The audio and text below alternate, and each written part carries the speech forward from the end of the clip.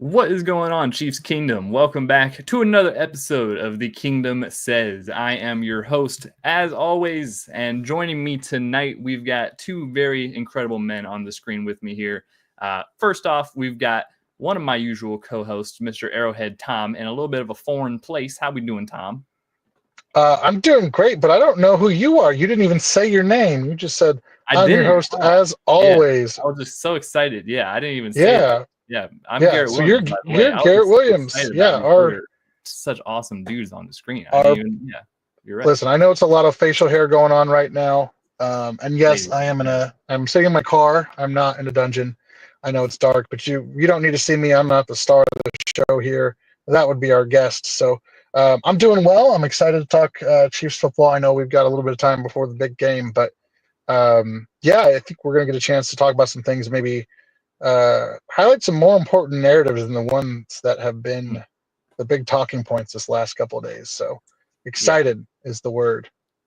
Yeah, there's been some very silly and interesting narratives going on the past few weeks around the Chiefs, and here to help us dismiss some of those and help create some better narratives for us, AtoZ Sports' very own Charles Goldman. How are we doing tonight, Charles? Did he freeze? Oh, he's back. Charles? There he is. Wait for it. Trying to fix my internet difficulties while you guys are introducing. I think we're good. Nice. Mountain internet connection. What can I say? Yeah. How are we doing tonight, Charles? Doing great. Thank you guys for having me on again. I appreciate you guys bringing me back to talk a little Chiefs football, talk about the history that's about to be achieved. Yeah.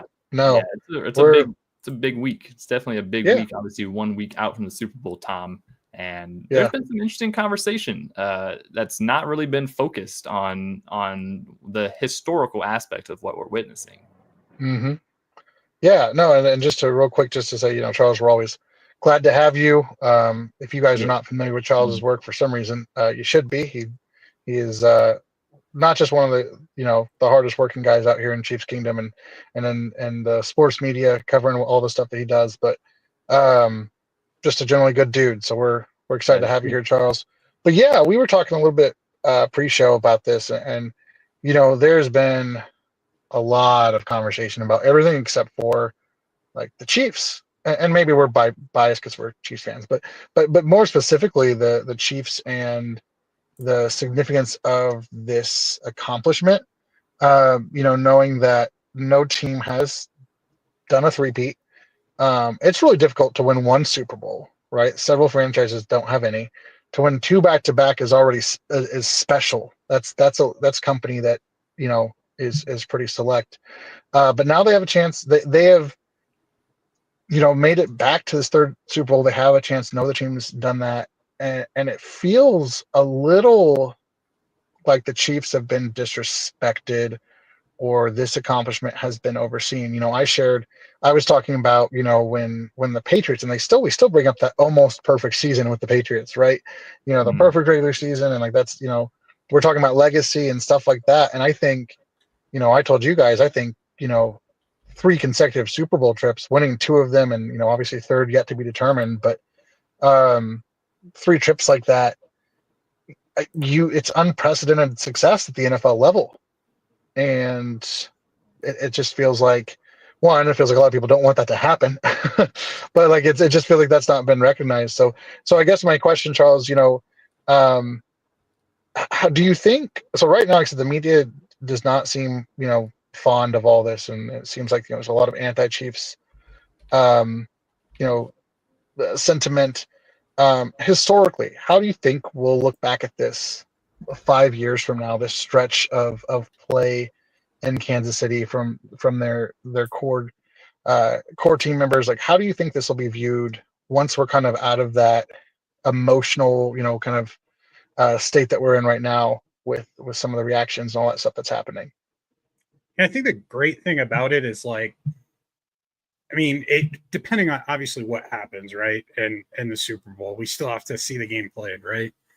But like the journey's not over, right? After these 3, right? Like if they win this next one, they're gonna come back next season motivated to go for 4, right?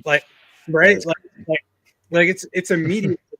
You know, they're going to celebrate it for as long as they celebrate it, right? There's going to be the talk show hosts that get up there and start comparing them to some of the greatest teams of all time, right? But like they still have more of their legacy to write, and I know that every single person in that building is going to be just as motivated as ever as soon as they get right through the doors, start next season to go and do it again. And I think that's like the greatness that has been underappreciated about this team and what they're accomplishing and what they're doing.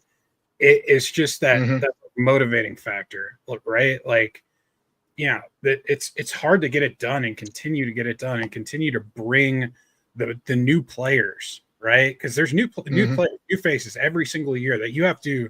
And I think Pat talked about this a little bit either after the AFC Championship game or or this week in press conferences. But you have to like bring these guys up to that level, and it is a season long process of getting guys to compete at a championship level and elevate their game and whatnot, whether it's the rookies that are coming in fresh off of college football or it's just new guys who haven't like been there before, right? Who haven't experienced that. I mean, you have great players, historically great players like DeAndre Hopkins, who hasn't ever been to a Super Bowl before, right?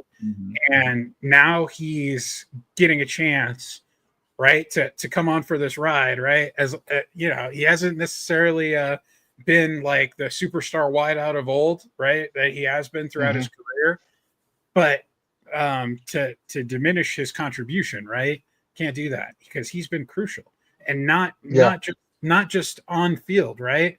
What he's been for the locker room for a young player like Xavier Worthy, who like he's since DeAndre Hopkins has been there, Xavier Worthy's elevated his game.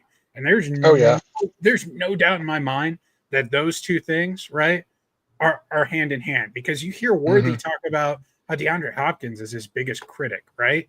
Who's nitpicking his game, who's pushing him to be a little bit better. You've got guys like Travis Kelce, who's on the sideline after Nico Remigio catches a fair catch on a punt, and he says to him on the sideline, "That's not great, bro. Go be great." Right. And you know what? Then he rips off a 43-yard punt return in the AFC title game to help set up a touchdown drive. Like stuff like that has to happen for these teams to get there and get there and get there again. And it's such a meticulous process. And there's so many just underrated parts and moments that go into it.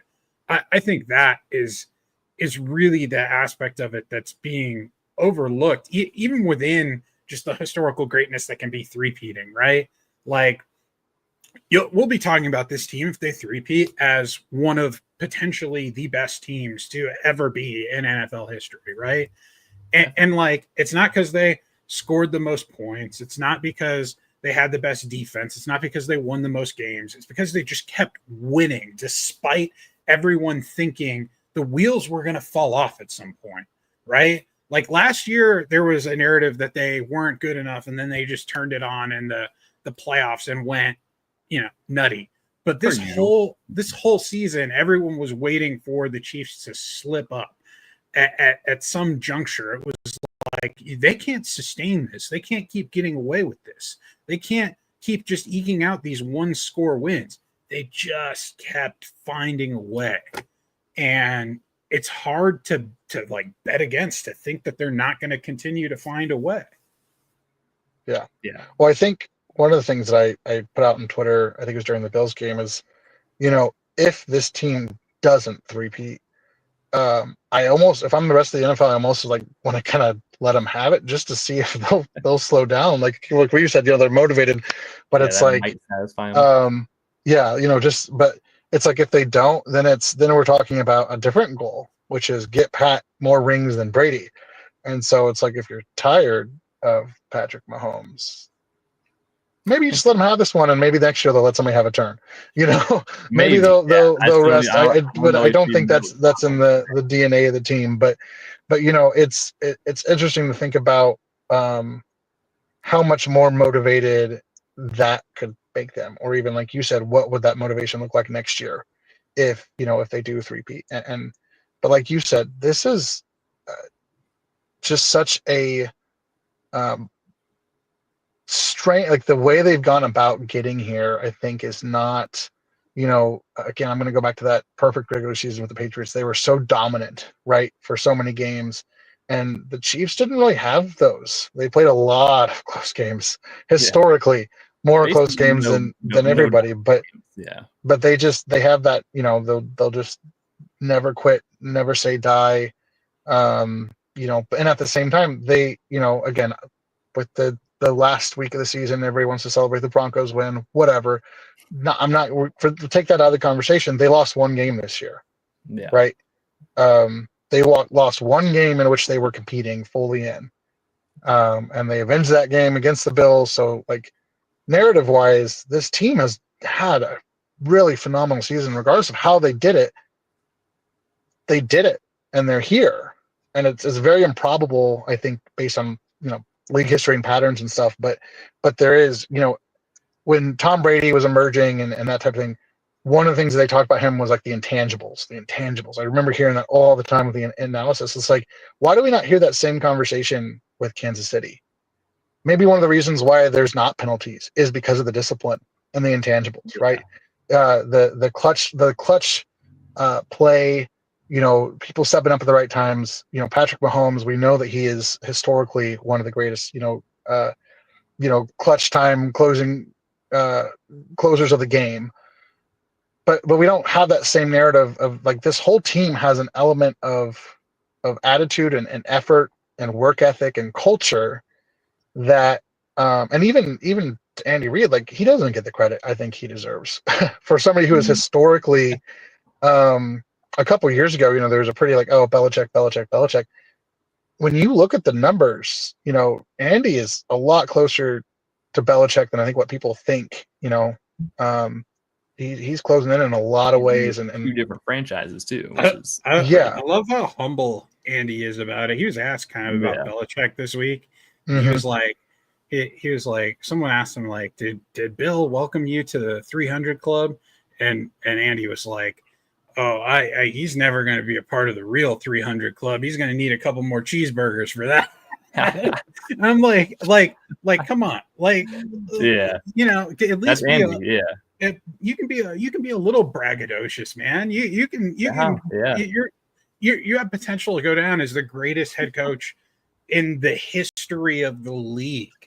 And you're here cracking jokes about cheeseburgers with Bill Belichick. I mean, it's just it's a testament to culture, really. I mean, it's just how that's how Andy is, and that's how the entire team has taken after him. You see that from that goes into every aspect of the locker room, the staff, everybody. Like, even at the very top. It's funny. Clark Hunt had a good quote, I believe, last week sometime, where he was asked, like, was this ever the dream, for the Chiefs to be in the position? He was like, no, like, this the dream was to get one, but luckily for us, none of us were satisfied with just one. And that's right. It starts from the top, it leaks all the way down. And ever since they brought Andy Reid in, he is just instilled that culture and that discipline and that comfortability and established a relationship with those guys that it's just they want to fight for him and they feel the exact same way he does. It's like, this is a crazy historical accomplishment that they're on the doorstep of, but it's like, this is just another Super Bowl for them, which is pretty crazy to think. Like, this is just another normal game. They are used to playing games in February at this point, and we're going to see it firsthand how comfortable this team looks, especially when, like Tom mentioned, like in the biggest moments, they always just find a way to push through and win. It's not the prettiest. It's definitely not the prettiest a lot of times, but one way or the other, they do get the job done. And it's because they're just, they have a level of belief in themselves that, like, hey, we are the Kings. It's one of those, like, it was a big conversation, during the playoffs. It's like, well, Kansas City doesn't want to run into this team. They don't want to run into the Bengals or the Ravens. The people don't realize teams don't want to run into the Chiefs. Like, this is a different atmosphere. Like, everyone doesn't want to have to play us. Everyone else is hoping that someone else knocks us off so they don't have to run into us. And now all of a sudden, the Eagles, who in their own right have had a crazy, really good run as a franchise, now they're looking down the barrel once again of having Patrick Mahomes in the Super Bowl. Like, you just can't escape it. You can't escape all the other greatness in the NFL. Kind of gets overclouded by what the Chiefs are doing. Yeah, I do think that the interesting part about it's just the preparation, the things that happen behind closed doors, right? Like that's why these guys are humble. That's why they buy in. It's because they see the work and it all starts every year at training camp, man. Like they work. I recall. I think back to one of the things. Adam Teicher, ESPN, retiring this year, right? Had a crazy run. Has spent like 30 plus years covering the team for the Kansas City Star for ESPN. I got a chance to sit next to Adam and kind of pick his brain for a little bit, just about his time covering the team, right? And I kind of asked him like what do you see as like the difference between these teams and the ones from the Kansas City Chiefs before that failed, that couldn't get even to win an AFC divisional round, AFC wildcard game, let alone get themselves to the Super Bowl. And he turns to me and he tells me it's all happening right out here on the field in front of us. The way this team works, the way they practice, the way they don't waste an ounce of time when they're out here on this practice field, the way they go about the meticulous nature of going through the offensive plays, going through the defensive plays, going through the special teams plays, making sure everyone gets the reps they need to be prepared, right? The guys, well, maybe they're joshing around or jerking around during warm-ups or stretch period or whatever, but as soon as that whistle blows, they're locked in with one goal in mind, which is to win the next game that is in front of them. And that is the difference between this team and other teams in the past. You don't have a head coach on the sideline who's refusing to call in plays because a player won't, chastise another player for a bad play the play before. You don't have any of the drama. You don't have any of the bullshit that some of these other teams are going through, because Andy Reid finds a way to eliminate it all. He finds a way to make sure that when you are out there on that practice field, when you are in the building, when you are there, you are working, you're focused, and you have that one singular goal in mind. And it's all part of an overarching goal, but it is also compartmentalized to where the next game is the most important. Getting better a day at a time is the most important thing. And that's why this team is historically great. And that's what that team will be remembered for when we look back on it many, many years from now. Yeah. And it's interesting, because again, drawing that parallel to the last dynasty of the Patriots, everyone wanted to copy the Patriot way, right? And I think we mentioned that in our last episode. We talked about the Patriot way and all that. And yet, and Andy by the time, his stuff had run out in Philadelphia, a lot of people were pretty low on him. I don't think they appreciated his mind for football and his ability. And obviously Philadelphia has a lot of success post Andy Reid, but him coming to Kansas City has been such a transformation of the culture, like you said, and just that we're going to get to work and we're going to do it. It's interesting to me because I think Andy there's a perception, especially when he was coming from Philadelphia, but even now there's this like perception of him as kind of like a finesse, just spread the ball around, kind of not necessarily the physical style of team that we actually have in Kansas City, but these guys are very physical. They've got speed, they've got they've Tyreek Hill and Xavier. They had Tyreek Hill. They've got Xavier Worthy. Like historically, they've had speed at their skill positions, but they're a very physical team too. And that, that toughness, that discipline, I think again starts with the culture that Andy Reid sets. And I think that's a really important point you made, and again what Adam pointed out to you, of this starts with all the way back in training camp. And even then, I think before they get in the building, and it's like the team leaders know that.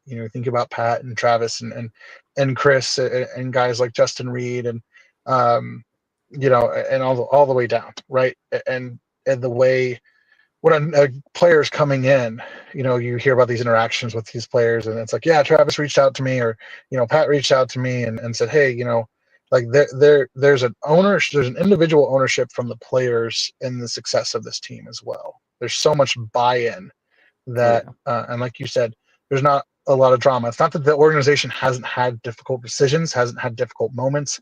I mentioned Tyreek Hill a minute ago, trading him away and all the uncertainty that brought. Obviously, we have Kareem Hunt back in the building, but the decision to move on from him after the off the field incidents he was involved in was not easy. Right, there's lots of adversary or lots of challenges and adversity that this team has faced as a culture.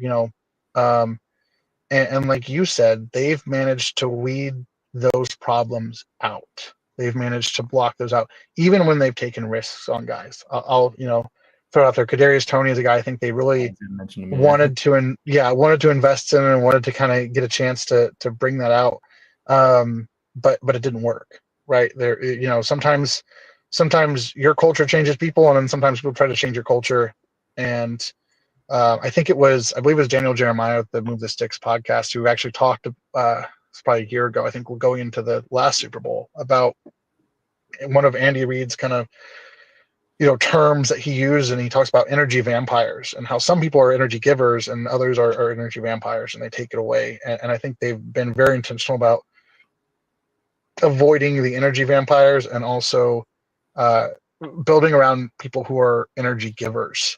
And when you look at this team, and we talk about that intangible aspect, you just see it. You see it on the defense. You see how they pick each other up. You see it on the offense and how they coordinate. Like you said, they're not dogging each other or pointing fingers. They're really, that's on me. That's my stuff, or we'll figure it out. We'll get it right.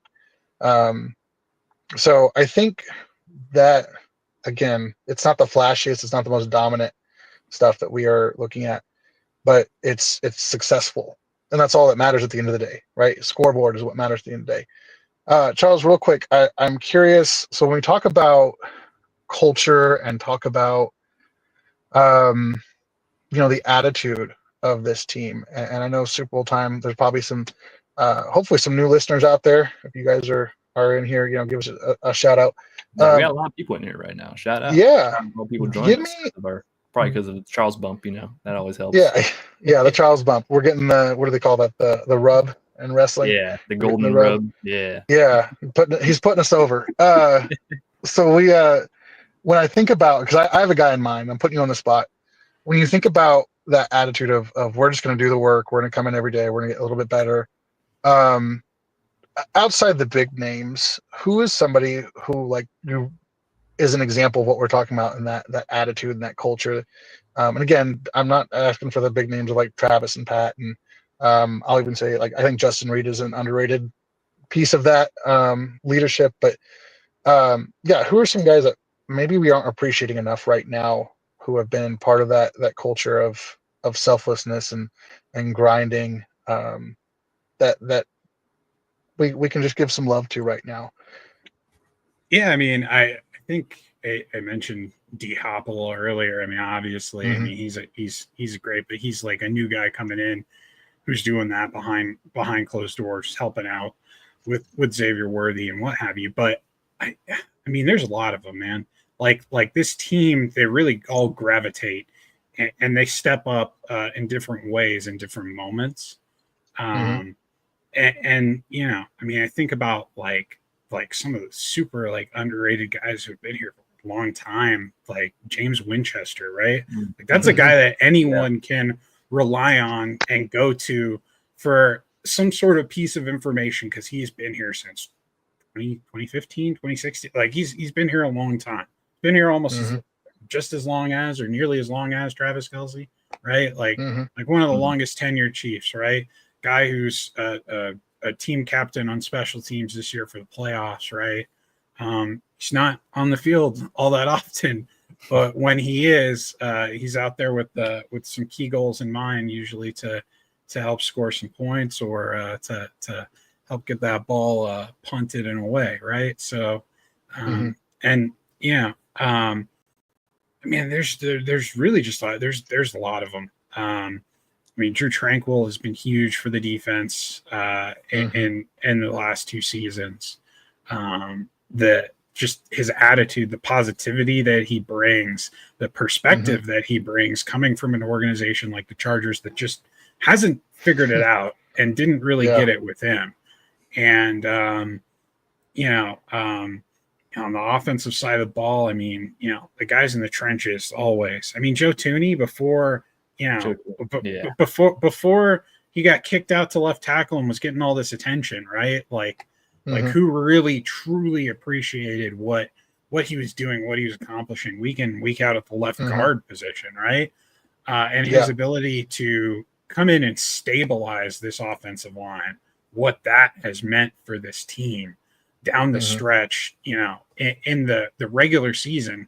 Everyone's talking about this 11-day stretch where they're playing these three games, right? And the gauntlet of pass rushers they're going against, and they bring in DJ Humphries, and they're like, this is our solution, this is our left tackle.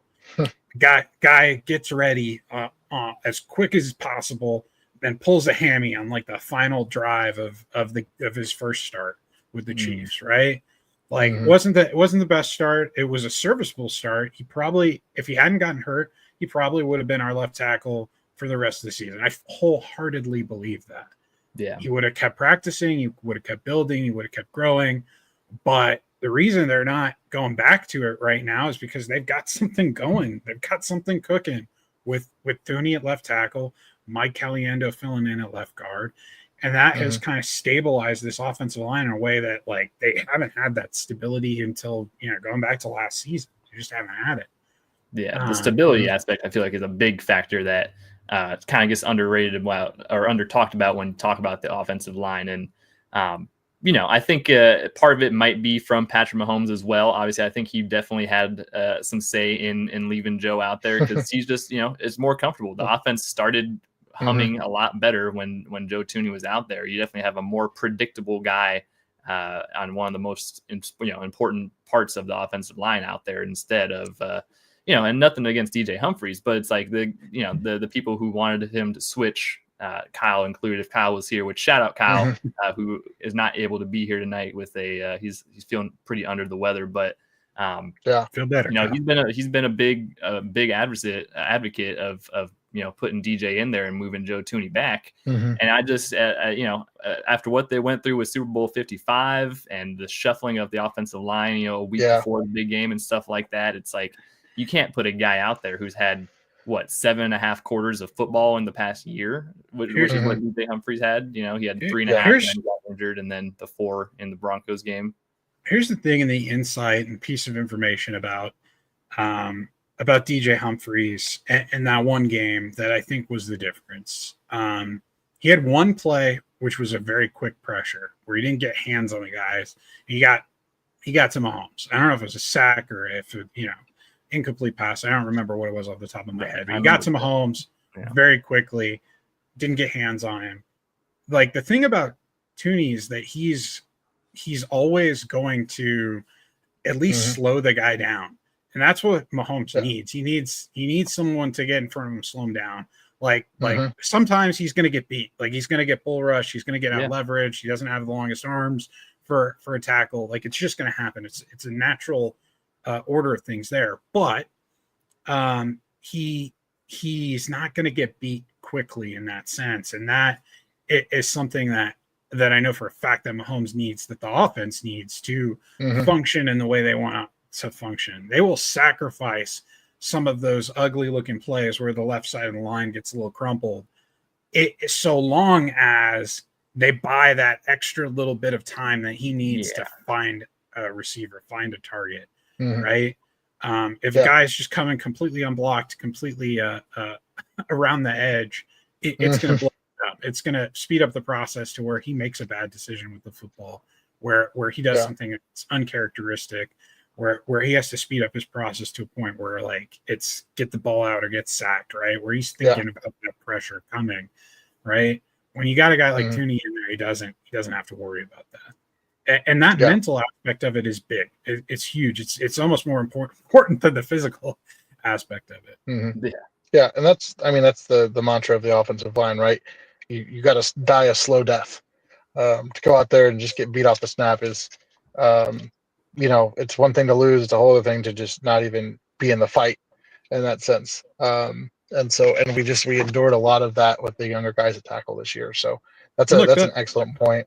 The other thing I'll say about DJ Humphries too is they're not in a situation where they don't trust him, right?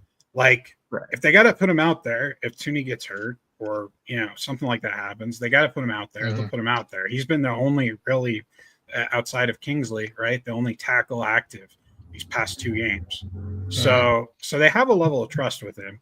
They're bringing him up in practice slowly. They're getting him more familiar with the playbook and with the scheme and whatnot, and with what they want to accomplish, what they want to achieve. But he doesn't have the foundation that every single other guy in that locker room has because they were at training camp, right? Yeah. So he's being brought along in a different way, and in the heat of the moment, if they got to go to him in the Super Bowl, I know they're confident in doing so. But the way things stand right now, I think, Andy practically said it this week. They're sticking with the guys they got right there and what's working. Yeah. I'm if curious, it's not broke, Charles, don't fix it. Exactly. I'm curious, Charles, one last thing on that kind of topic. If, knock on wood, God forbid, Mike Caliendo went down, do you think that'd still be the plan, maybe to slide Joe back in and then bring DJ in, or do you think they would go with a backup left guard instead? I think it's a good question because I'm not certain, right? I think that they might have to kind of play around with it. They might have to be like, okay, let's slide Joe back and let's put Humphries in there. That might be our best combination. Or they might have the confidence in Kingsley after that week 18 game to say, hey, let's plug him in a left guard and see what the kid can do. I mean, it'd be a little gutsy during the Super Bowl, but would it be a decision? Would it be a boost of confidence for a player as strung out as Kingsley was early this season, right? To come in off the bench in the Super Bowl to play a key role and start the rest of the way and potentially finish and help the team finish and win the game. Like there's the flip side of that it could be disastrous, but if you trust him and what you've seen, right? Yeah, you can get help with Joe and Creed a little bit, and look, he's a physical guy, strong guy too. So going against a guy like Jalen Carter or a Milton Williams or whatever it may be, I think that, God forbid, something crazy like that did happen, but we all know we've seen these Super Bowls before. Super Bowl 50, things happen, injuries happen. So having that preparedness, I think the nice thing too is they have options. Like I feel like they're confident in their offensive line depth, in a way that maybe they weren't in previous years. I think they've kind of learned that they have to have that. And whether it's the rookie out of Penn State, I'm forgetting his name off the top of my head. Hunter North. Yeah, whether it's Norzad, whether it's Tom disappeared after he gave that answer. It's great. He'll probably be back in a second. He said the magic word. You got to boot him up, boot it off. There it is. Yeah. There he is. I said his name. If you say it 3 times, he appears. Pancakes you. Hits you with the pancake block. Yep. They've got Norzad. They've got Kingsley. They've got Caliendo, who's coming in there right now. Who, mind you, this team has a ton of faith. As much as Joe Tooney playing a left tackle well is a big thing right now, they have a lot of faith, a lot of confidence in Caliendo. He's been here a couple years, and he's had some pretty decent. He's had some rough goes right at times. AFC Championship game. The AFC Championship game was a little tough at times. But he's also had some pretty decent performances too. So he's a guy who can fill in off the bench and can get the job done. He's proven that at this point. Now he's just got to prove it one more game, the biggest game of his career against the strength of the Eagles defense. Yeah, that's the big thing. Yeah, I mean that's kind of where the biggest question mark lies is the battle of the trenches between the Eagles and the Chiefs. That's to me where this game kind of is always going to rely upon. And Chiefs defensive line, I got no doubts about. They are a dominant force even against a really good Eagles offensive line. Yeah, I have a lot of confidence in them. But as far as the Chiefs offensive line versus that Eagles defense, Charles. And really just the overall the matchup versus that Eagles defense, who's such a really talented defense. Obviously, a lot of different playmakers in that secondary, in the linebacker room with some like Zach Bond and a couple guys emerging. What do you think is like the biggest point for the Chiefs offense going into this game? Yeah, I mean, I think it points back to Caliendo, right? He's you're only as strong as your weakest link, and he's clearly the weak link on the offensive line. Mm-hmm. As I mentioned, he's going against potentially two really, really good defensive tackles who have generated a combined 123 pressures and 13 sacks this season. Mm-hmm. Like they've been, I think 32% of the team's pressures and 24% of their sacks, right, have come from those two guys. Right, Jalen Carter, Milton Williams. The one you need to pay attention to is Milton Williams, right? He's the one who's going to line up against him most often, and he's someone that guys like people don't know a lot about him, right? He's a former third-round pick. He's overshadowed by a guy like Jalen Carter, but he's really good. I think he has like 20 pressures or something alone in the postseason. Like that's almost double the pressures he had during the regular season. He's strong, stout, quick. He's gonna give Caliendo a tough time. Like that's a matchup where like he's gonna have to rise to the occasion if he's gonna win. And it might come down to just a handful of plays and winning on those plays, right? It usually does. Yeah, usually does. But that's going to be a battle to watch all day long. And then, just as far as where the Chiefs offense can maybe find some success, they lean into their heavier personnel. We're talking 12 personnel, 22 personnel. Mm-hmm. Some of the big bodies on the field force the Eagles into their base defense, get a lot of the linebackers on the field. Remember, like they have Zach Bond, who's awesome and has been awesome, right? But Nakobe Dean hurt. Out for the season, I believe. He's definitely not. He's not playing in this game, so out for the season. And his backup, Oren Burks, Chiefs fans, you might remember him from last year's Super Bowl. Very excited to see him. He was with the 49ers.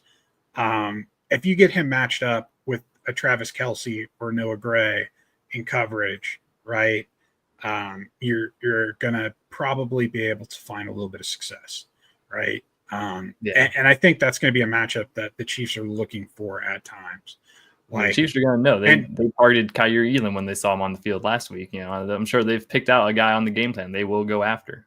Look, and Kelce is a guy who gets a lot of attention in game planning.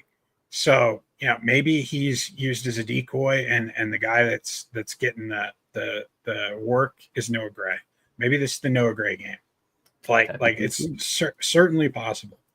He had a quiet game last week, so. But I think that both teams, as much as Caliendo might be a weakness, I think both teams have these spots that the teams are going to be able to diagnose.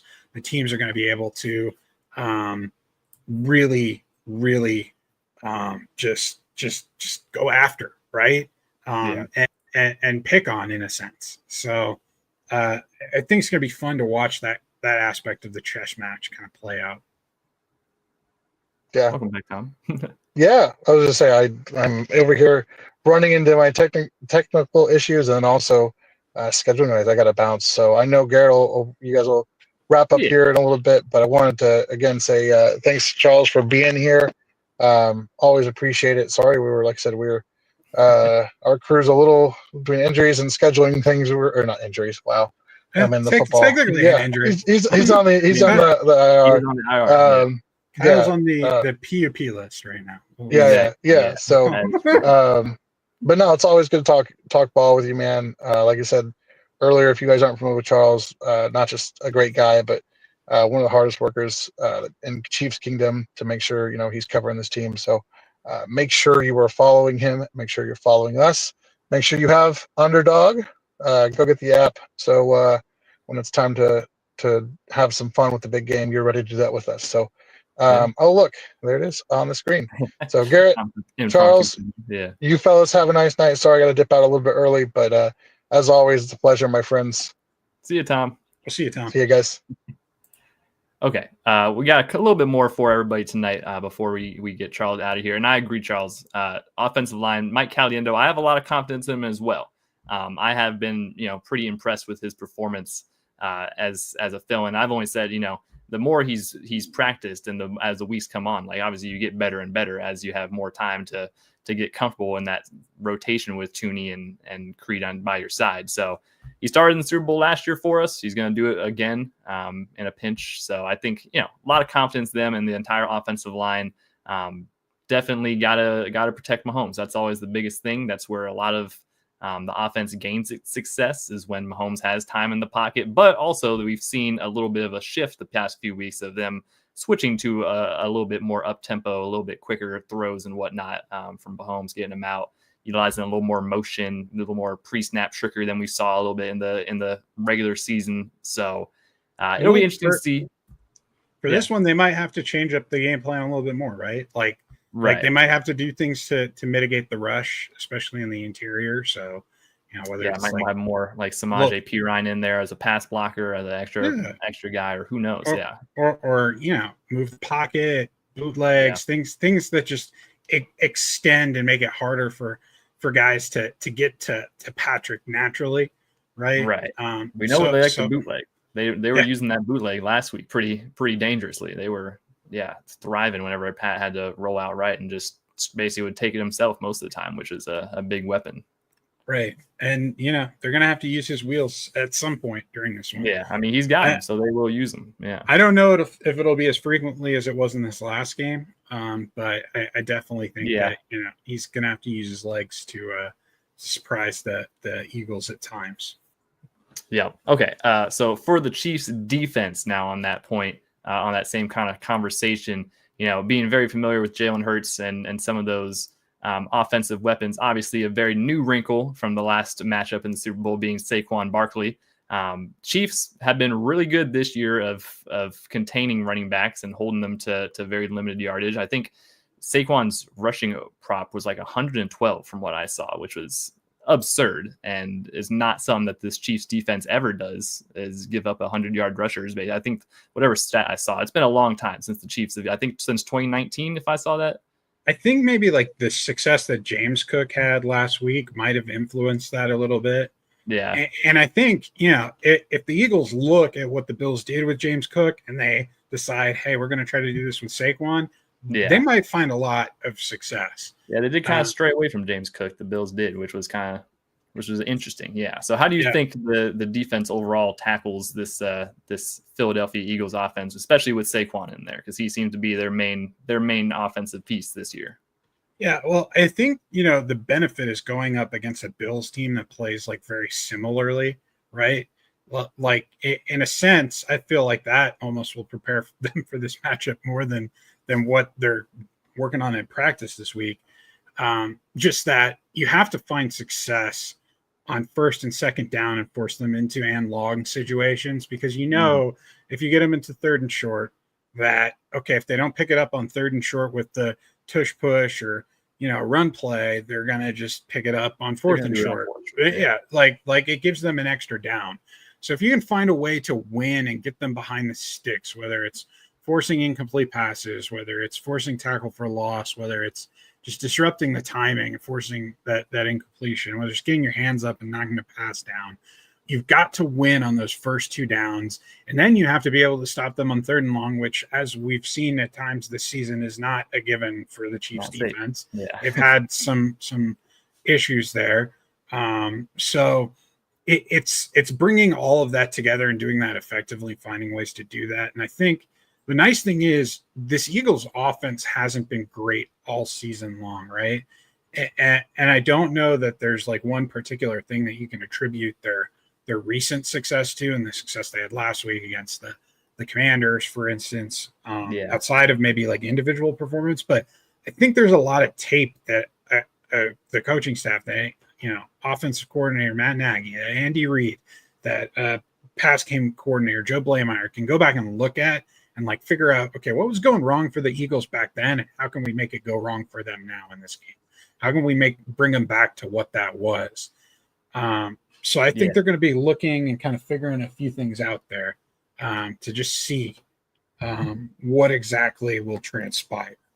Yeah, it'll be interesting. Yeah, because obviously the Eagles dropped like 50-some points on the Commanders last week.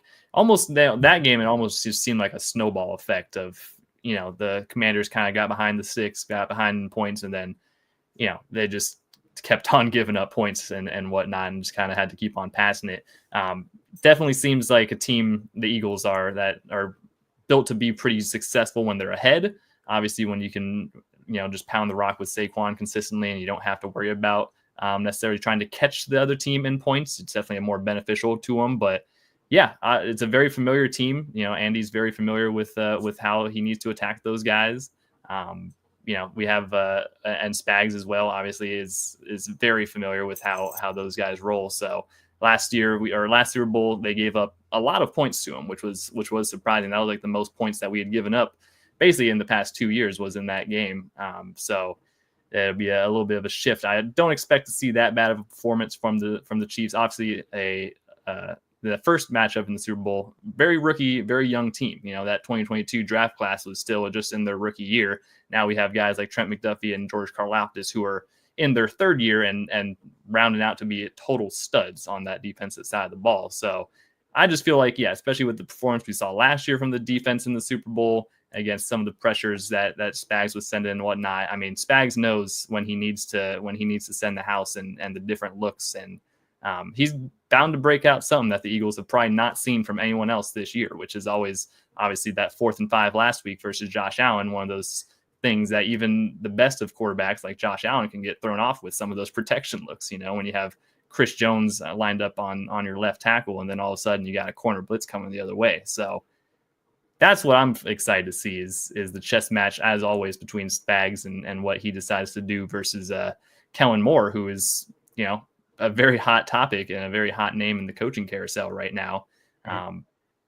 That'll be interesting to see because it's a little bit different. Hot topic. Next head coach of the Saints. It's basically, it seems like that is the case. Seems like it's done. Seems like it's done, but it's not done because they can't make it done until after the game. Yeah, I'm surprised the Saints actually managed to hold out and wait to hire someone after the Super Bowl. Now I think they're making the wrong decision and not hiring Spags or even Nagy for that matter. But I think with Spags there might be some bad blood there from when he was a defensive coordinator at the Saints and how. Well, yeah, true. Spags probably didn't want to necessarily choose that job either. Yeah, right. But here's the thing. I think too. We got to think about some of the Spags is a literal defensive. I mean, you're right. You're right. Yeah.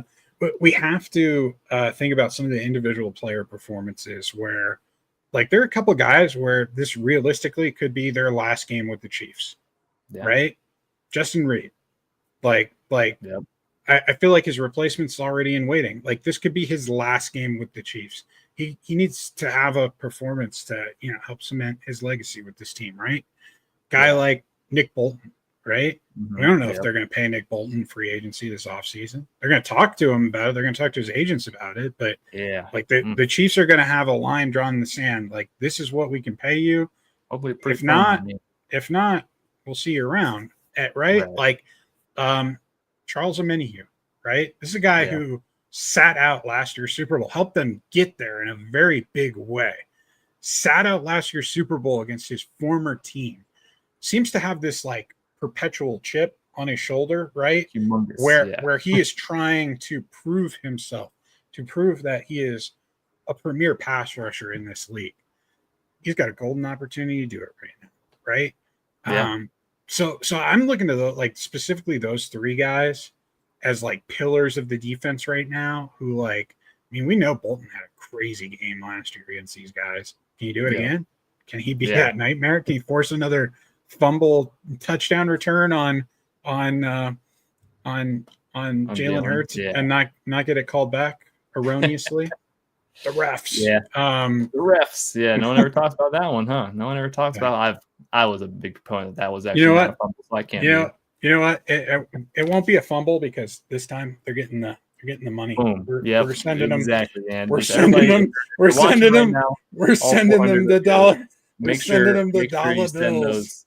Make sure you send those dollar bills in that weekly payment to the refs. Make sure to the that refs. yeah, get a couple extra stamps on there to make sure they get there in time. Charles, We'll take checks, Venmo, all of it. Checks, Venmo, yeah, whatever you gotta do. Mail them by bird, send in an airdrop, whatever you gotta do. Yeah. Charles, it's been an absolute pleasure having you on tonight. We really appreciate you joining. One, before we get you out of here, obviously this will be the last time we speak with you before the Super Bowl. I'm going to ask you for your score prediction. I'm just going to put you on the spot and ask what do you have for us? I hadn't even thought of it yet, but I think actually, now I wrote somewhere, I think I did a 41-23 Chiefs. I think we're going to see the highest scoring Chiefs game of the season in the Super Bowl. And I'll tell you why I think that. And I'll have an article coming on this maybe like Monday or something. So spoiler alert. Nice. Find me at GoldMCT NFL on X, formerly Twitter. But anyhow, they're playing in the Superdome, right? Patrick Mahomes, he likes to air the ball out when he plays in these domes, man. If they can pass protect, I think we're going to see the offense air it out. And like I mentioned before, the defense has some pieces on it who are going to be motivated to make the absolute most out of this performance, to have the most epic games of their career, because they're not just playing for, legacy for another Super Bowl win. They're also playing for their next contracts. And as the great Therese Paylor used to say, the contract year is undefeated. Undefeated. Yep. Yeah, you're right. First off, that would be a tremendous score outcome, and it feels like that'd be a very fun and stress-free Super Bowl watching day, which I just don't know if I can convince myself the Chiefs will allow me to have one stress-free day of football in this season. So they'll find a way even within that score to make your blood pressure probably rise. Yeah, you're probably right. We'll somehow be up 3 scores and I'll still be worried because just Chiefs doing Chiefs stuff. I'm not going to give a score prediction yet. I got a lot more podcasting to do, but I have said and I have maintained that I thought that the biggest matchup for the Chiefs this year was going to be the Buffalo Bills. I thought that last year in the AFC Championship versus the Ravens. I probably even thought that the year before in the AFC Championship versus the Bills once again. Like, I think the AFC, the opponents that they have match up a lot better against the Chiefs. And I thought the Bills this year would definitely be the biggest hurdle. So we'll see. Obviously can't discredit Philadelphia whatsoever because they're a really talented team who takes a lot to get to 2 Super Bowls in 5 years in the Sirianni era. So definitely can't discredit them at all. But it's just more of a supreme confidence in the Chiefs of getting the job done. So we will see. We've got a lot more content coming your way here at The Kingdom Says. We appreciate everyone for tuning in tonight. One more time, Charles, let everybody know quickly where they can find you and all of your awesome content. Yeah. At Gold MCT NFL on X. That's where I share most of my work. You can also go check out AtoZ Sports.com/NFL/ Kansas-City-Chiefs-News / That's it's a mouthful. I need to get we need to get the a little shorter or something. Need to get the I think there actually is. I think if you go to just AtoZSports.com/Chiefs, it'll automatically take you there. I don't know that for sure. Someone test that out for me. Test that. Yeah. I'm sure you'll get there somehow if you go there. Yeah. Yeah. But you can also just follow me on X. That's where you'll see. You can also follow me on Blue Sky. I don't have my Blue Sky handle, but I have one of those too.